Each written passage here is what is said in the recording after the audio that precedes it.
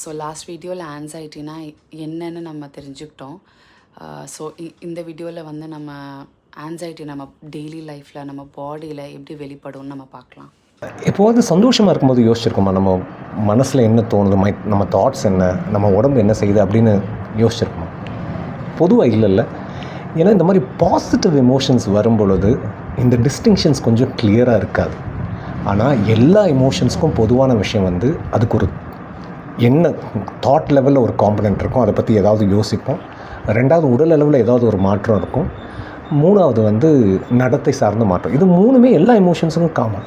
ஆனால் இந்த ஆங்ஸைட்டி அப்படின்னு வரும்போது அல்லது நெகட்டிவ் எமோஷன்ஸ்னு வரும்போது இந்த மூணும் ப்ராமினெண்ட் ஆகிடும். தாட் லெவல் ஐயோ என்னமோ நடக்க போகுது, யாரும் இருக்க மாட்டாங்க, இப்போ ஏதாவது ஆச்சுன்னா என்ன பண்ணுறது அப்படின்னு ஒரு நெகட்டிவ் ப்ரெடிக்ஷன்ஸோ இல்லை அது இருக்கிறதுலே மோசமாக எதுவும் நடந்துடும் அப்படிங்கிற மாதிரி ஒரு தாட், அதுவும் ப்ராமினெண்ட்டாக இருக்கும்.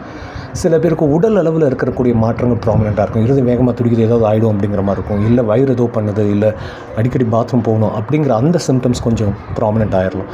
இல்லை நடத்தையும் சார்ந்து, அதாவது இப்போதைக்கு எங்கே பண்ணுறது, ஹாஸ்பிட்டல் இருக்கா பக்கத்தில், எங்கேயாவது எமர்ஜென்சி இருக்கா, யாரையாவது கூப்பிடணுமா அப்படின்னு இந்த மூணு காம்பனண்ட்டும் ரொம்ப ப்ராமினெண்ட் ஆகிரும். இதனால தான் உடல் அளவுலேயும் ஆங்ஸைட்டி உணரப்படுது அப்படின்னு சொல்கிறோம்.